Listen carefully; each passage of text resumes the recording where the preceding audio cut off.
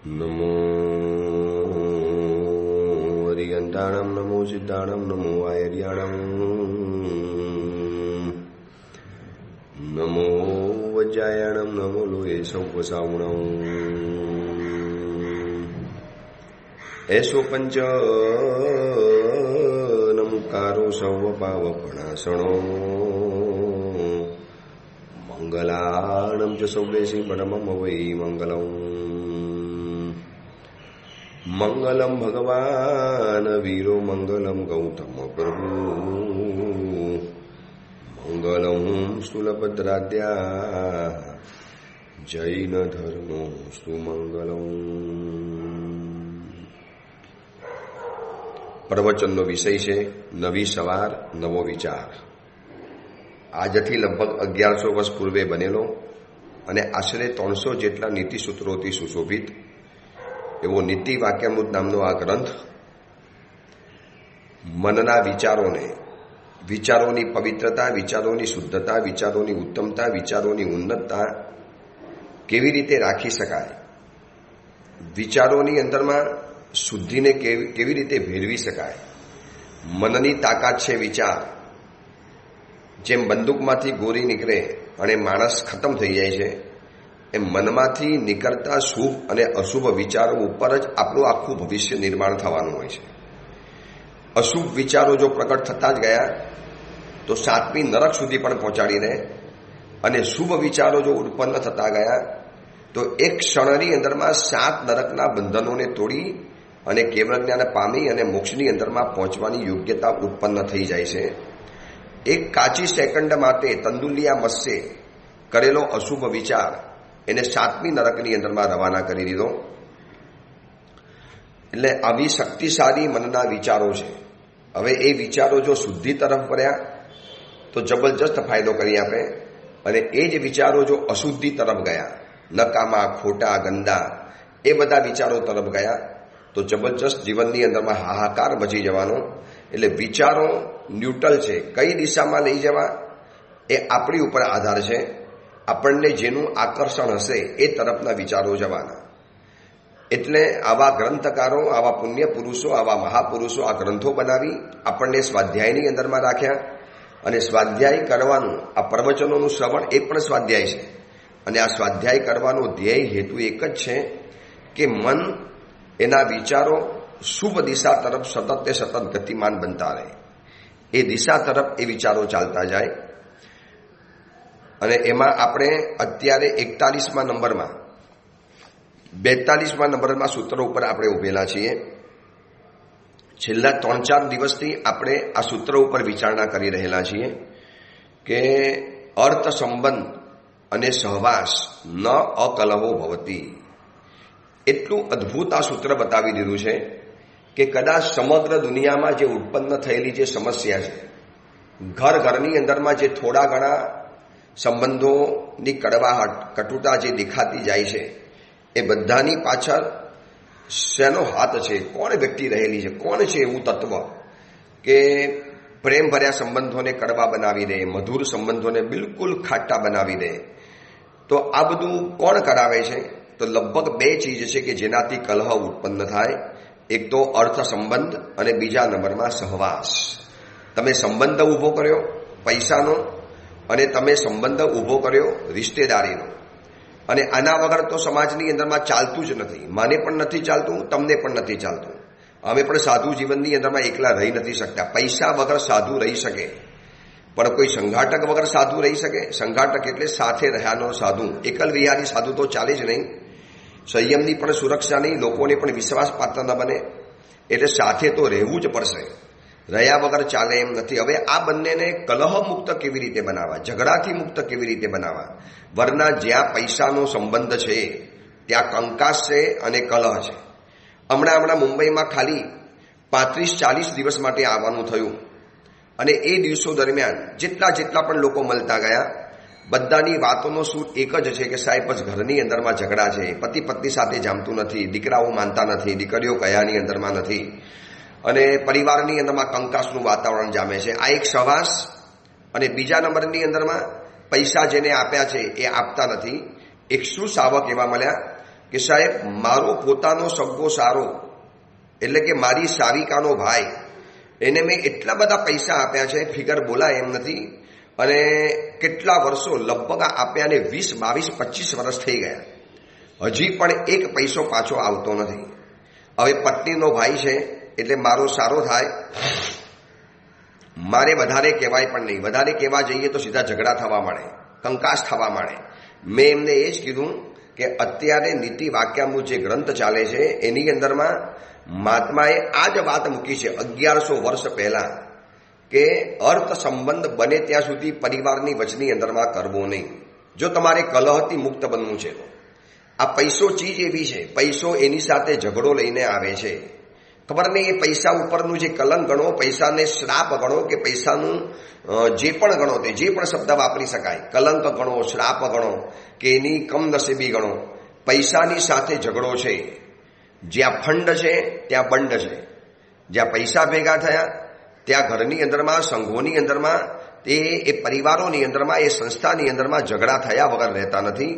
હવે અર્થ સંબંધને કલહ મુક્ત બનાવવો હોય એના ઉપાયો તો આપણે જાણવા છે, પરંતુ એની પહેલા આ પૈસાની જ્યારે વાત નીકળી છે અને દુનિયાભરની અંદરમાં માત્ર ને માત્ર પૈસા માટે જ્યારે વર્તમાન સમયમાં જિંદગી જીવાતી જાય છે, અહીંનો ધર્મ, અહીંની આરાધના, અહીંના પુણ્યબંધના સ્થાન, અહીંયા માતા પિતાની સેવા, અહીંયા એક સંસ્કારભર્યું વાતાવરણ છોડી અને દૂર દૂર દેશાવરોની અંદરમાં ક્યાંને ક્યાં દીકરા દીકરીઓ ભણવા માટે ઉપડી ગયા.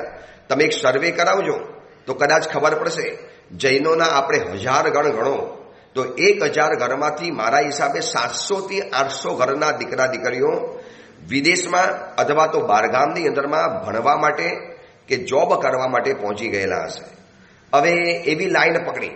શું હતું ખબર છે? પૂર્વના સમયની અંદરમાં પરિવારના પરંપરાગત બિઝનેસ હતા, ધંધા હતા, અને એ બિઝનેસની અંદરમાં દીકરો નાની ઉંમરથી જોડાઈ જતો હતો. રોજ ઘરમાં એ જ જોવે, પિતાજીના સંસ્કારમાં લોહીમાં પણ એ જ મળેલું છે, અને એની સાથે સાથે જોડાઈ ગયા અને પોતાની બુદ્ધિમત્તા દ્વારા એને ઓર વધારે કરે, વધારે ડેવલપ કરે, અને આમ કરતાં કરતાં પરિવારો શાંતિની જિંદગી જીવતા હતા.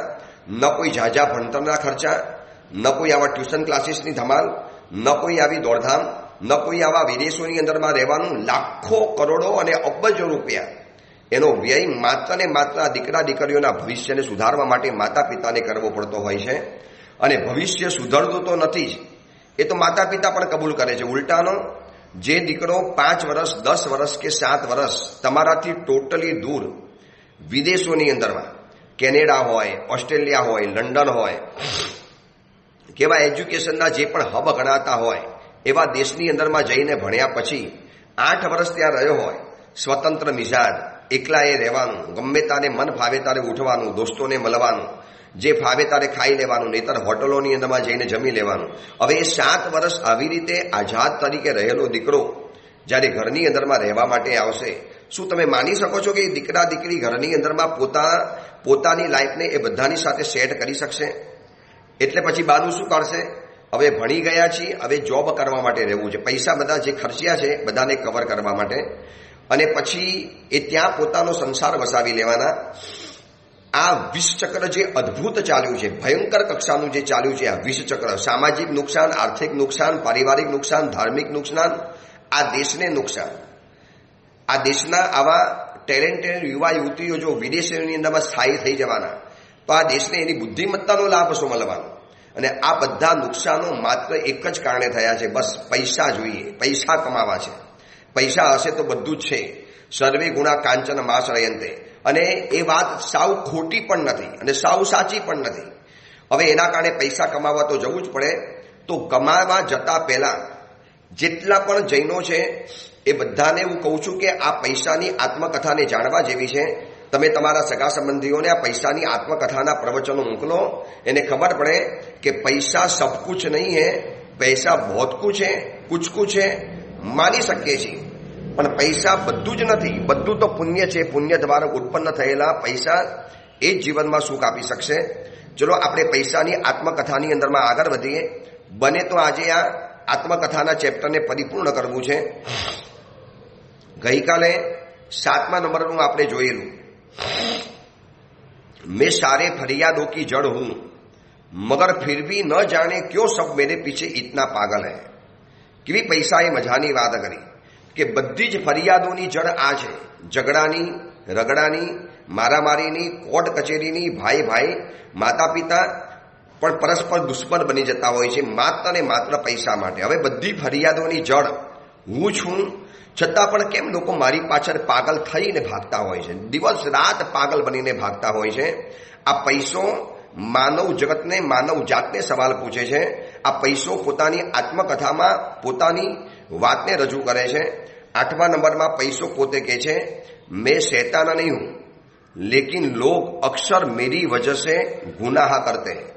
હું શૈતાન નથી, પણ ખબર નહીં લોકો મારા કારણે એટલા બધા ગુના કરે છે, બસ મારા માટે ભાઈ ભાઈને ખતમ કરી નાખશે. એવા પણ કિસ્સા બન્યા છે જૈન પરિવારોમાં કે પોતાના સગા ભાઈને, અબજોપતિના પરિવારની અંદરમાં, પૂનાની અંદરમાં ઘટના બની છે કે પોતાના સગા ભાઈને પોતાના મોટા ભાઈએ સુપારી આપીને મરાવડાવે માત્ર ને માત્ર પૈસા માટે.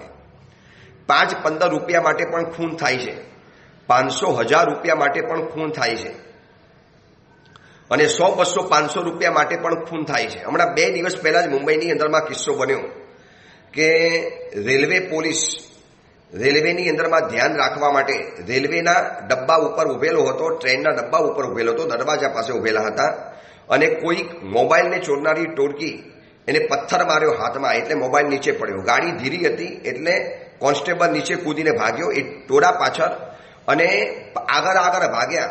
એમાં આખા ટોળાએ આ પોલીસ કોન્સ્ટેબલને ઘેરી લીધો. હવે એ લોકોએ ઝેરી ઇન્જેક્શન એ કોન્સ્ટેબલના પીઠની પાછળ આપી દીધું અને મોઢાની અંદરમાં કંઈક એવી લાલ પ્રવાહી નાખી દીધું. 12 કલાક આ કોન્સ્ટેબલ રોડના એટલે પાટા ઉપર બેહોશ થઈને પડી રહ્યો, પાટાની સાઈડની અંદરમાં. જાતે ઉઠીને જ્યારે ઘરે ગયો, અને ઘરે ગયા પછી તબિયત ઓર વધારે બગડી, હોસ્પિટલમાં એડમિટ કર્યા. 3 દિવસ તરફડિયા મારી અને આ કોન્સ્ટેબલ ગુજરી ગયો. હવે મોબાઈલ કેટલાનો હશે? કદાચ 15,000, 25,000, વધીને 50,000. એનાથી વધારે મોબાઈલ તો કોન્સ્ટેબલ પાસે હોય પણ ન શકે. આ તો વધારે કહું છું, 5, 15, 50,000 રૂપિયાના મોબાઈલ માટે આખી મનુષ્ય ભવની મહામૂલી અબજોની જિંદગી ખતમ થઈ ગઈ. આ ઘટના જ્યારે વાંચી ત્યારે આ પૈસાની વાત યાદ આવી કે मैं शैतान नहीं हूं लेकिन लोग अक्सर मेरी वजह से गुनाह करते हैं. બધા જ ગુના લોકો મારા માટે જ કરે છે. પૈસો કે હું ત્રાસુ ગયો છું, કેમ લોકો મારા માટે આટલા બધા ગુના કરે છે, કેમ લોકો આટલા બધા મારા માટે ક્રાઇમ કરે છે, કેમ લોકો વર્ષોના વર્ષો મારા જ માટે જેલની અંદરમાં રહે, મારા કારણે મને પ્રાપ્ત કરવાના વધુ લોભના કારણે કેમ લોકો આટલા બધા ગુના કરીને જેલની અંદરમાં જાય, પરિવારને છોડીને જાય, અને ખિસ્સા કાપવાના, કોઈના જેબ કાપી લેવાના, કોઈના જેબમાંથી મોબાઈલ ઉઠાવી લેવાના, પછી એના પૈસા ભરેલા પાકીટોને ઉઠાવી લેવાના. બેંકની અંદરમાં કોઈ પૈસા ભરવા માટે જતું હોય તો એની આંખોની અંદરમાં મરચું નાખી, અથવા તો રોડ ઉપર કંઈ ગંદકી ફેંકી, એના શર્ટ ઉપર ગંદકી ફેંકી અને એને અંધારાની અંદરમાં રાખી અને પૈસાની બેગ જૂટવીને ભાગી જવાનું. આવા તો કઈ પ્રકારના ગુના, હજારો પ્રકારના ગુના છે. કેમ લોકો મારા માટે આવા ગુના કરતા હશે? આ પૈસો સવાલ પૂછે છે. પછી 9મા નંબરની અંદરમાં પૈસાની આત્મકથા આગળ વધે છે. મેં तीसरा व्यक्ति हूं, थर्ड जेंडर, હું ત્રીજા નંબરની વ્યક્તિ છું, लेकिन मेरी वजह से पति पत्नी आपस में झगड़ते हैं. भाई હું તો ત્રીજી વ્યક્તિ છું, હું કઈ એમની પોતાની વ્યક્તિ નથી. હું ત્રીજી વ્યક્તિ હોવા છતાં પણ પતિ પત્ની આટલા પ્રેમાળ ભર્યા સંબંધો માત્ર મારા કારણે કરતા હોય છે. પત્નીના પૈસા પતિએ લીધા હોય બિઝનેસ માટે, અને પત્ની વારંવાર ઉઘરાણી કરતી હોય, અને પતિ કહી દે હવે શું છે તારો પતિ શું પૈસા આપી દે, થોડો લઈને ભાગી જવાનો છું, શું પૈસા માગ્યા કરે છે. પતિ કે નહીં ચાલી શકે, વર્ષોની પૈસા તમારી પાસે પડ્યા છે, કાં મને મૂળ પાછું આપો, કાં મને એનું વ્યાજ સાથે પૈસા પાછા આપો. અને એક જ ઘરની અંદરમાં, એક જ દિવાલમાં, એક જ બેડ ઉપર સાથે સુનારા પતિ પત્નીઓ આ પૈસા માટે ઝઘડતા હોય છે. ત્યારે આ પૈસો કહે છે, આ પૈસાની આત્મકથા કેટલી માર્મિક છે. मैं तीसरा व्यक्ति नहीं हूं लेकिन लोग मेरी वजह से, मतलब पति पत्नी आपस में झगड़ते हैं. હું કોઈ ત્રીજી વ્યક્તિ નથી, હું થર્ડ જેન્ડર નહીં હોવા છતાં પણ હું કોઈ જીવંત વ્યક્તિ નથી એ લોકો માટે. હું તો એક જળ છું, કાગળનો બનેલો છું, ધાતુનો બનેલો છું. ચલો કોઈ ત્રીજી વ્યક્તિ પતિ પત્નીના વચમાં આવી અને ઝઘડો થાય તો વાત બરોબર છે. પતિ કોઈ બીજી સ્ત્રીના ચક્કરમાં ગયા, સ્ત્રી કોઈ પુરુષના ચક્કરમાં ગયા અને ઝઘડા થાય, વાત બરોબર છે. મેં કોઈ વ્યક્તિ નહીં હું, મેં કોઈ ઇન્સાન નહીં હું, હું કોઈ જીવંત વ્યક્તિ નથી, છતાં પણ મેરી વજહ સે પતિ પત્ની આપસ મેં ઝઘડતે હૈ. કેટલી વાસ્તવિકતા વાળી વાત બતાવી દીધી.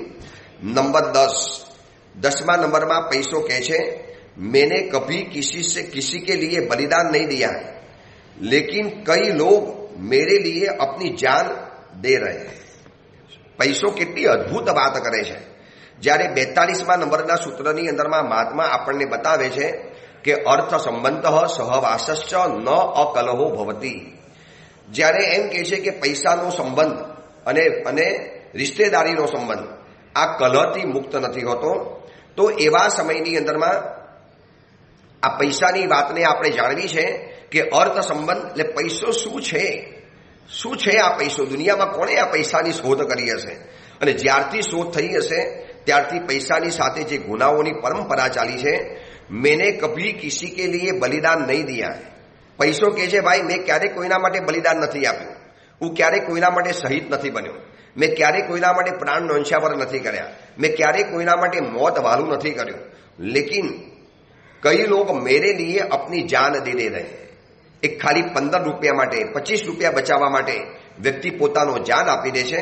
કીધું ને, આ કોન્સ્ટેબલ માત્ર 10-15 હજારના મોબાઈલને બચાવવા માટે હવે એને વિચારવું જોઈએ કે ગયો તો ગયો, જિંદગી મોંઘી છે, જિંદગી કિંમતી રહેલી છે. પણ નહીં, આ પૈસાની આત્મકથા એટલી માર્મિક છે કે ઘરની અંદરમાં આના બોર્ડ લગાવવા જોઈએ, દરેક દુકાનની અંદરમાં આના બોર્ડ લગાવવા જોઈએ, તો વાંચીને લોકોને ખબર પડે કે આ પૈસા માટે આપણે જીવનમાં શું હાહાકાર મચાવી રહેલા છીએ. मैंने कभी किसी के लिए बलिदान नहीं दिया, लेकिन कई लोग मेरे लिए अपनी जान दे रहे हैं. नंबर 11, मैं आपको याद दिलाना चाहता हूं. પૈસો કે છે, આ હું નથી કહેતો, કોઈ શાસ્ત્રકાર નથી કહેતા. પૈસો પોતાની ઓટોબાયોગ્રાફી, પોતાની આત્મકથા, પોતાની જીવન કથામાં કહે છે, मैं आपको याद दिलाना चाहता हूं कि मैं आपके लिए सब कुछ खरीद सकता हूं, आपके लिए दवाइयां ला सकता हूं, लेकिन आपकी उम्र नहीं बढ़ा सकता हूं. मैं आपके लिए सब कुछ ला सकूंगा. आप चाहो तो सोना चांदी हीरा माणिक मोती, आप चाहो तो दुनिया की बेस्ट ब्रांडेड आइटम्स, सब कुछ मैं आपके लिए ला सकता हूं. अगर દવાઓ પણ લાવી શકીશ પૈસા દ્વારા, હું તમારા માટે દવાઓ લઈ આવીશ, બધું જ લઈ આવીશ. પણ યાદ રાખજો, આપકી ઉમ્ર કભી મેં નહીં બઢા सकता हूं. તમે જે મારા માટે દોડધામ કરી, દિવસ રાત ભાગ્યા, શરીરમાં ડાયાબિટીસ લઈ આવ્યા, હું એવા શાવકોને ઓળખું છું, એવી વ્યક્તિઓને ઓળખું છું કે પૈસા કમાવા માટે એમને આખા પોતાના શરીરને ખતમ કરી નાખ્યું. અને હું પૂછું, આટલા બધા રોગ, ડાયાબિટીસ આવી ગયું, કોલેસ્ટ્રોલ આવી ગયું, અનિદ્રાનો રોગ આવી ગયો, બીપી વધી ગયું, low BP, high BP, pressure વગેરે આવી ગયું, એટેક તમને જ આવી ગયો, આટલા બધા રોગો આવી ગયા.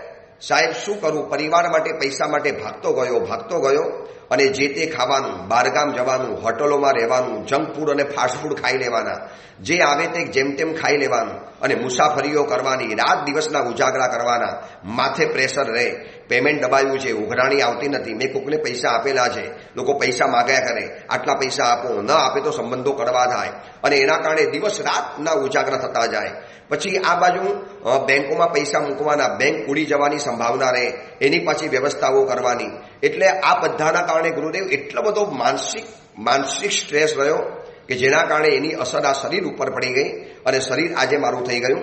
બાકી યુવાનીની અંદરમાં સુંદર દેખાતો યુવક થોડા વર્ષોની અંદરમાં સાવ લોચા જેવો, બિલકુલ નખાઈ ગયેલો, માથા ઉપરના વાળ ઉતરી ગયા હોય, આંખની આજુબાજુની અંદરમાં કાળા કુંડારા બની ગયા હોય, અનિદ્રાના કારણે આંખો ભયંકર લાગતી હોય, ચહેરા ઉપર સતત તણાવ રહેતો હોય અને એના કારણે આખો ચહેરો બિલકુલ બદલાઈ ગયો હોય, ન હાસ્ય દેખાતો હોય, ન પરિવાર સાથે શાંતિથી બેસી શકતો હોય, વાતે વાતે ચીડાઈ જવાનું હોય. અને એ સમયની અંદરમાં જે ઉંમર ઘટી ગઈ એના કારણે પૈસો કહે છે कि मैं आपको याद दिलाना चाहता हूं, मैं आपके लिए सब कुछ खरीद सकता हूं, आपके लिए दवाइयां, कपड़े, महंगे शूज, एसेसरीज, ऑर्नामेंट, आप कुछ भी मांगो, सब कुछ मैं आपके लिए खरीद सकता हूं, लेकिन आपकी उम्र नहीं बढ़ा सकता हूं.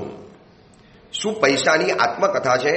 મેં જ્યારે વાંચી, બહુ વર્ષો પહેલા વાંચેલી હતી, ડાયરીની અંદરમાં લખી રાખેલી હતી, આજે પહેલી વખત કામે લગાડું છું. ગાથાની જેમ એક એક શબ્દો ગોખાઈ ગયા છે કે પૈસો આપણને વારંવાર કહે છે, ચેતવે છે કે દોસ્ત આટલી બધી દોડધામ નહીં કર મારા માટે. અને આ મહાત્મા પણ કહે છે કે આ અર્થ સંબંધ ઝઘડાથી મુક્ત નથી. જેટલા વધુ પૈસા કમાઈશ જીવનમાં ઝઘડા જ થવાના, કોઈ શાંતિ નથી મળવાની. લોકો એમ કે પૈસા આવે એટલે જીવન સુખી બની જાય, સમૃદ્ધિ મળશે, સગવડ મળી જશે, પણ શાંતિ, પ્રસન્નતા, હેપીનેસ, એક હરવાશ એ તમને પૈસા દ્વારા નહીં મળી શકે. એટલે ફરી વખત 11મા નંબરનું સૂત્ર જે પૈસો કે છે એ આપણે ફરી વખત યાદ કરવું છે. मैं आपको याद दिलाना चाहता हूं, मैं आपके लिए सब कुछ खरीद सकता हूं, आपके लिए दवाइयां ला सकता हूं, लेकिन आपकी उम्र नहीं बढ़ा सकता. नंबर 12 नंबરની અંદરમાં પૈસો કે છે एक दिन जब भगवान का बुलावा आएगा तो मैं आपके साथ नहीं आऊंगा, बल्कि आपको अपने पास भुगतने के लिए मैं आपको अकेला छोड़ दूंगा. પૈસો કે છે જ્યારે એક દિવસ તમને ભગવાનનો બોલાવો આવશે, આયુષ્ય જ્યારે ખતમ થઈ જશે, તમારા જીવનની અંદરમાં જીવનના દીપકમાંથી આયુષ્યનું તેલ જ્યારે ઘટી જવાનું, भगवान का जब बुलावा आएगा तो मैं आपके साथ तो नहीं आ सकता हूं, मुझे कोई लेके ही नहीं जा सकता है. હું એવો છું કે કાયમ માટે મારે એકલા રહેવા સર્જાયું છે, મારો માલિક બદલાયા કરે. मैं आपके साथ तो नहीं आ सकता हूं, आऊंगा भी नहीं, बल्कि आपको अपने पाप भुगतने के लिए अकेला छोड़ दूंगा. તમે મને પૈસા લેવા માટે જે પાપ ભેગા કર્યા હશે, તમે વિચારી લેજો. પૈસો સ્વયં આપણને કહે છે કે હું તો સાથે આવવાનો છું જ નહીં, પણ મને પ્રાપ્ત કરવા માટે, વધુમાં વધુ મને પ્રાપ્ત કરવા માટે તમે જે પાપ કર્યા હશે ને એ તમને ભોગવવા માટે હું તમને એકલા છોડી દઈશ. જ્યારે આયુષ્ય ભરીને આંખ મીચાઈ જવાની, અબજો અબજો અબજો રૂપિયા જ્યારે બાજુની અંદરમાં હશે, આયુષ્ય વધારી નહીં શક્યા હોય, દવા લાવી શક્યા હશે, ડોક્ટરની આધુનિક એડવાન્સ ટેકનોલોજી દ્વારા ટ્રીટમેન્ટ કરાવી શક્યા હશો, પણ આયુષ્ય તો વધી શક્યું નહીં હોય, ત્યારે એવા સમયમાં પૈસો આ વાંચ્યા પછી કદાચ ક્યારેક ખૂણામાં બેસીને રડવું આવવું જોઈએ. આટલા બધા પૈસા માટે મારી જિંદગી બગાડી નાખી, પ્રભુની પૂજા છોડી, ગુરુવંદન છોડ્યા, પ્રવચનોનું શ્રવણ છોડ્યું, તીર્થોની યાત્રા છોડી, ગુરુદેવનો સહવાસ છોડ્યો, સરસ મજાનું સંયમ જીવન મળતું હતું એને પણ જવા દીધું. કેટલા બધા ધર્મ કાર્યના ચાન્સ મળતા હતા, કેવા નાના નાના લાભ, નાના ચઢાવાની અંદરમાં સુંદર મજાના લાભ મળતા હતા. માત્ર પૈસાનો લોભ અને આ અર્થનો સંબંધ, પૈસાનો વ્યવહાર, કેવી જિંદગી ઝઘડામય બની ગઈ, કલહવાળી, કંકાસવાળી બની ગઈ.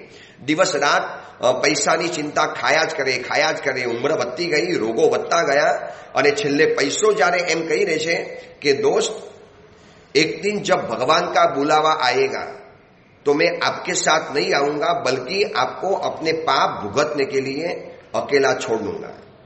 नंबर 13, और यह स्थिति कभी भी आ सकती है, पैसों के है, यह स्थिति कभी भी आ सकती है, आपको अपने बनाने वाले को खुद ही जवाब देना पड़ेगा और उसका निर्णय स्वीकारना पड़ेगा. જે ઈશ્વરે, જે કર્મએ આપણું સર્જન કર્યું છે, એ કર્મની કોર્ટમાં જ્યારે ઉભા રહેવાનો વારો આવશે અને કર્મ જ્યારે પૂછશે, હિસાબ માગશે, શું કર્યું પૈસા માટે, પૈસા મેળવવા શું કર્યું, પૈસા મેળવીને શું કર્યું. અર્થાનામ અર્જને દુઃખમ અર્જિતાનામ ચ રક્ષણે આયે દુઃખમ વ્યયે દુઃખમ ધિગર્થમ દુઃખ ભાજનમ. શાસ્ત્રોની અંદરમાં લખ્યું છે અર્થાનામ અર્જને દુઃખમ, પૈસા મેળવવા માટે પણ દુઃખ, અર્થાનામ અર્જને દુઃખમ અર્જિતાનામ ચ રક્ષણે, હવે જે ભેગા થઈ ગયા છે એનું રક્ષણ કરવા માટે. પૈસા આવે તો પણ દુઃખ અને જાય તો પણ દુઃખ. આયે દુઃખમ વ્યયે દુઃખમ ધિગર્થમ દુઃખ ભાજનમ. દુઃખોના પોટલા સમાન એવા પૈસાને ધિક્કાર થાવ, આવું શાસ્ત્રોની અંદરમાં લખેલી વાત છે. અને ખુદ જ્યારે પૈસો કહે છે કે આ સ્થિતિ ક્યારે પણ આવી શકે છે, તો આપકો અપને બનાને વાલે કો, તમને જેને બનાવ્યા છે, કર્મ, ભવિતવ્યતા, નિયતિ, અને એની સામે તમારે જ્યારે પોતાને જવાબ આપવો પડશે અને એનો નિર્ણય તમારે સ્વીકારવો પડશે અને કહી દેશે જાઓ આને રવાના કરી દો, આને પુણ્ય બિલકુલ ખતમ કરી નાખ્યું છે. માત્ર પૈસા ભેગા કરવા કરી જ્યારે મમ્મણ જેવો શેઠ 7મી નરકની અંદરમાં પહોંચી ગયા હોય, પ્રભુ મહાવીર હાજર હતા રાજગૃહી નગરીમાં. પ્રભુ મહાવીરના 14 ચાતુર્માસ, 14 ચાતુર્માસ, અને એક આચાર્ય ભગવતના પણ 14 ચોમાસા સંઘને મળી જાય, સંઘ ખુશખુશાલ બની જાય. તીર્થંકર, અંતિમ તીર્થંકર, ચરમ તીર્થપતિ પ્રભુ મહાવીર, એના 14 ચાતુર્માસ નાલંદા પાડામાં રાજગુરી નગરીમાં થયેલા, અને એ જ નાલંદા પાડામાં રહેનારા કોણિક, શ્રેણી આ બધા પ્રભુની દેશનામાં જતા હતા. પણ મમ્મણ શેઠને ક્યારે જવાનું મન ન થયું. આજે 7મી નરકની અંદરમાં મમ્મણ શેઠ છે. નિર્ણય સ્વીકારવો પડ્યો. કર્મએ કહી દીધું, જાઓ મોકલી આપો નરકની અંદરમાં. મમ્મણ શેઠ 7મી નરકની અંદરમાં ન ખાધું, ન પીધું, ન કશું જ કર્યું. આ પૈસાની આત્મકથા એટલા માટે જોવી છે કે અર્થ સંબંધ કેટલો કરુણ છે. પૈસાના વ્યવહારો કેટલા બધા નુકસાનકારક બને છે. એટલે કર્યા વગર ચાલે એમ નથી, પણ એનાથી બચવાના કેટલાક તો રસ્તા છે જે આપણે જાણવા છે. પરંતુ એની પહેલા બહુ જરૂરી, બહુ માનવી, દિલની અંદરમાં ચોંટી જાય એવી આ પૈસાની આત્મકથાને જાણવી છે. નંબર 14, ઉસ સમય, पैसों के छे 14वां नंबर में, उस समय सर्वशक्तिमान आपका फैसला करेंगे और मेरे बारे में पूछेंगे, लेकिन मैं आपको अभी पूछता हूं कि आपने जीवन भर मेरा सही इस्तेमाल किया या आपने मुझे ही भगवान बना दिया. पैसों के छे दोस्त, मर्या पछी तो तने ईश्वर पूछશે, कर्म पूछશે, नियति अने भवितव्यता पूछશે, कान पकड़ीने पूछશે. परंतु मैं आपको अभी पूछ लेता हूं कि तमे जीवनभर मारो साचो उपयोग कर्यो, मने साची जग्यानी अंदरमां मोकल्यो. કેટલીક વ્યક્તિઓના ઘરની અંદરમાં કેરી નથી આવતી આ ઉનાળાની સિઝનમાં, અને આપણા ઘરની અંદરમાં સિઝનના પહેલા દિવસથી કેરી આવવાની શરૂ થઈ ગઈ. ચલો એવા 5, 15, 50 સાધર્મિકોના ઘરની અંદરમાં કેરી મોકલું, મારા એવા કમજોર સાધર્મિકોના ઘરમાં કેરી મોકલું, જેના કારણે મને આવા પ્રકારનું પુણ્ય બંધાય. ચલો મારી પાસે સરસ મજાના ફ્લેટો છે, બંગલા છે. ચલો ને એક સાધર્મિકને, જો વર્તમાન સમયની અંદરમાં પ્રત્યેક શ્રીમંત વ્યક્તિ જો એવું નક્કી કરીને કે મારે ભલે મારા જેવું નહીં પણ એક નાનકડું મજાનું ઘર મારે મારા સાધર્મિકને અર્પણ કરવું છે, મારે એને પ્રભાવના કરવી છે. અને આપણે શું માન્યું કહે, પ્રભાવનાની અંદરમાં 100, 200, 500 રૂપિયા આપીને એવા આ પ્રભાવના છે. આ માત્ર પ્રભાવના નથી.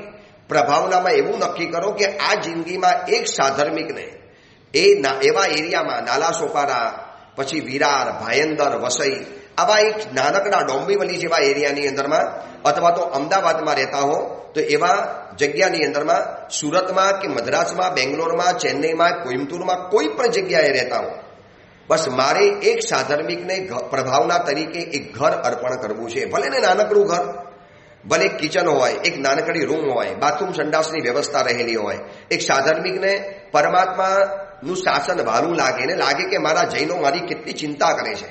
વરના જો આપણે સાચો ઉપયોગ નહીં કરીએ, પૈસાનો સાચો ઉપયોગ નહીં કરીએ, તો પૈસાનો ખોટો ઉપયોગ તો કોઈ કરી જવાના છે. તમારા દીકરા દીકરીઓ બેફામ પૈસા વાપરશે, બેફામ પૈસાને ઉડાડશે, દિવસ રાત ખર્ચા અને શોપિંગ કરીને પૈસાને ખતમ કરી નાખશે. પરંતુ એ પૈસાનો ખોટો ઉપયોગ થઈ ગયો. એટલે પૈસો કહે છે, मैं तो आपको अभी से पूछता हूं, क्या आपने जीवन भर मेरा सही इस्तेमाल किया या आपने मुझे ही भगवान बना दिया, अथवा तो મને જ ભગવાન બનાવી દીધો.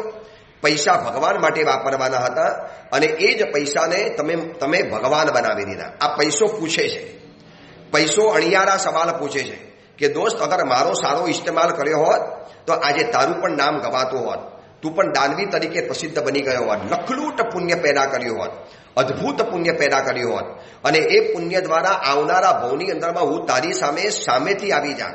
મને લાવવાની કોશિશ નહીં કરો, બસ તમે પુણ્ય પેદા કરો. પુણ્ય જ્યાં છે ત્યાં અમે વગર બોલાવે આવી જઈએ છીએ, કારણ કે પુણ્ય હોય ત્યાં અમારે આવી જ જવાનું છે. પુણ્ય કહો, ભાગ્ય કહો, ડેસ્ટિની કહો, નસીબ કહો, લક કહો, પ્રારબ્ધ કહો, જે પણ કહો, અને તે મારો સારો ઇસ્તેમાલ નથી કર્યો. હવે હું તમને પૂછું છું, તમને તમારો सर्वशक्तिमान ईश्वर तो पूछसे, मगर मैं आपको अभी पूछ रहा हूं, क्या आपने जीवन भर मेरा सही इस्तेमाल किया या आपने मुझे ही भगवान बना दिया.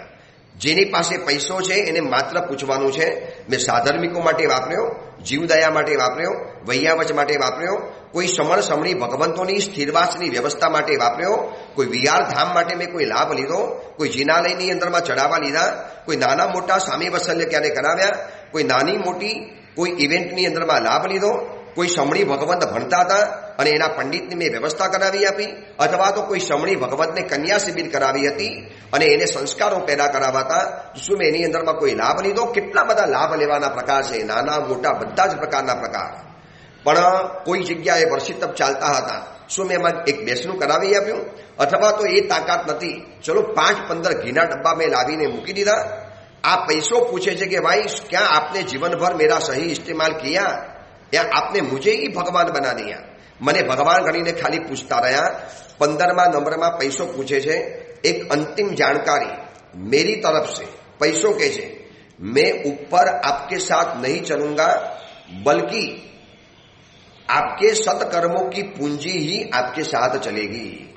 भाई હું તો ઉપર નહીં આવી શકું, પણ તમે મારા દ્વારા જે પણ સત્કર્મો કર્યા હશે, પુણ્ય પેદા કર્યું હશે, બસ એની પૂંજી તમારી સાથે આવશે. 16મા નંબરમાં पैसों के છે इतिहास में कई ऐसे उदाहरण मिल जाएंगे जिनके पास मैं बेशुमार था मगर फिर भी वो मरे तो उनके लिए रोने वाला भी कोई नहीं था. पैसों के છે કે મેં તમે ઇતિહાસ તપાસી જાઓ, બેસુમાર પૈસા એની પાસે હતા, બેસુમાર બેહિસાબ પૈસો એની પાસે હતો, પરંતુ જ્યારે મર્યો ત્યારે કોઈની આંખમાંથી એક આંસુના બુંદ નથી પડ્યા.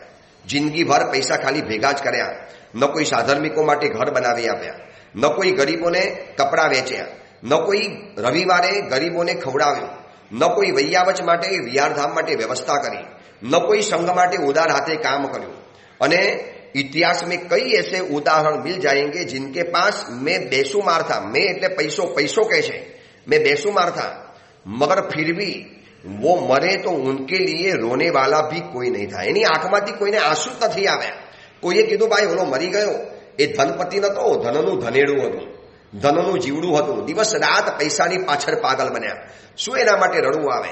હા, કોઈએ અદ્ભુત કાર્યો કર્યા હોય, હોસ્પિટલો બનાવી, સ્કૂલ બનાવી, જનતા માટે કામ કર્યા, નાગરિકો માટે સેવા માટે સદૈવ તત્પર રહ્યો, ભૂખ્યાઓને ભોજન આપ્યું, તરસ્યાઓને પાણી પહોંચાડ્યું, વસ્ત્રહીનને વસ્ત્ર પહોંચાડ્યા, વિહાર ધામ બનાવ્યા, સુંદર જિનાલયો બનાવ્યા, ઉદ્યાન કરાવ્યા, છરીપાલી સંઘ નીકાળ્યા, 99 યાત્રાઓ કરી, સાધર્મિકો માટેના આવાસ બનાવી આપ્યા, જીવદયાના અદ્ભુત કાર્યો કરી લીધા.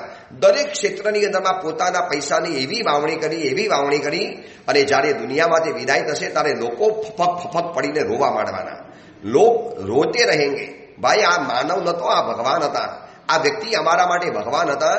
આવા તો કેટલી વ્યક્તિઓ આ દુનિયાની અંદરમાં ગયા પછી લોકો રડ્યા છે, હિબકે ભરી ભરીને રડ્યા છે. એમ કહેવાય છે કે જગડુસા જ્યારે આ ધરતી ઉપરથી વિદાય થયા ત્યારે દિલ્હીના બાદશાહ 3 દિવસ ખાવાનું છોડી અને રોતા રહ્યા છે. એવા કેટલાય બાદશાહોએ પોતાની પાઘડીઓ નીચે ઉતારી દીધી, કારણ કે દુકાળના 3 વર્ષની અંદરમાં સમગ્ર હિન્દુસ્તાનને કરોડો મણ, અબજો મણ અનાજ પહોંચાડી, જેને લોકોની સેવા કરી હતી. ઇતિહાસ એવાના ગવાય છે. આપણે લાગે કે શું આપણા મર્યા પછી કોઈ આંખમાંથી આંસુ પાડશે? ક્યારેક કોઈને શબ્દનું દાન આપ્યું, સ્મિત દાન આપ્યું, કોઈને પ્રેમથી સાંત્વના આપી, કોઈને 2 અક્ષર પ્રેમના પણ બતાવ્યા? पैसों के છે पैसों पूछे છે इतिहास में कई ऐसे उदाहरण मिल जाएंगे जिनके पास मैं बेशुमार था मगर फिर भी वो मरे तो उनके लिए रोने वाला भी कोई नहीं था. अरे सौथी लास्ट, सौथी छेल्ले मैं आपको एक बार फिर याद दिलाना चाहता हूं, मैं भगवान नहीं हूं और हाँ मुझे अज्ञात रहने की आदत है, मुझे ताले में बंद मत करो. पैसों કહે છે કે ભાઈ હું તમને છેલ્લી વખત યાદ કરાવી દઉં, હું ભગવાન છું અને મને આઝાદ રહેવાની આદત છે. હું હંમેશા આઝાદ રહું છું, મને તારાની અંદરમાં ક્યારે બંધ નહીં રાખતા. તમે એમ નહીં માનતા તારાની અંદરમાં બંધ રાખીશ એટલે પૈસા મારી પાસે રહેશે. મને આઝાદ થવાની આદત છે. હું ગમે તારે બંધ તારામાંથી રવાના પણ થઈ જાઉં છું. આ પૈસાની આત્મકથા આપણે જાણી. હવે અર્થ સંબંધ કેટલો કરવો, કોની સાથે કરવો, કેવી રીતે કરવો, આનું એક સરસ મજાનું બયાન શ્રાદ્ધવિધિ ગ્રંથ, ધર્મસંગ્રહ ગ્રંથ, આ બધા જ ગ્રંથોની અંદરમાં પૂજ્યપાદ હરિભદ્ર સુરીશ્વરજી મહારાજાએ ધર્મબિંદુ ગ્રંથમાં બતાવ્યું છે. એનો સાથ લઈ અને આપણે વિચારણા કરીશું, જેથી પૈસાનો વ્યવહાર પણ થાય અને ઝઘડા પણ ન થાય, આર્ત ધ્યાન વગેરે ન થાય. એ અંગેની બીજી વિશેષ વાત આપણે આવતીકાલે કરીશું. મુંબઈથી સુરત તરફનો અમારો વિહાર શરૂ થઈ ચૂકેલો છે. બસ લોઢાધામથી આગળ વિહાર કરતા આગળ નીકળતા જઈએ છીએ અને વાપી 14 તારીખે પહોંચવાની ગણતરી છે, 14 મેના દિવસે, અને 1 જૂને સુરતની અંદરમાં પ્રવેશ થશે. વિહારો દરમિયાન લગભગ વ્યાખ્યાન ચાલુ રહેશે, પણ ક્યારેક લાંબા વિહારો હોય ગરમી કદાચ વધી જાય અથવા તો પ્રવચન કરવાની જગ્યા ન મળે તો કદાચ પ્રવચન બંધ રહેશે, જેની સૂચના અગાઉ આપી દેવાની અંદરમાં આવશે. એ જ મંગલ કામના મંગલ ભાવના. જીના વિરુદ્ધ કાંઈ પણ બોલાયું હોય તો મિચ્છામી દુક્કડમ.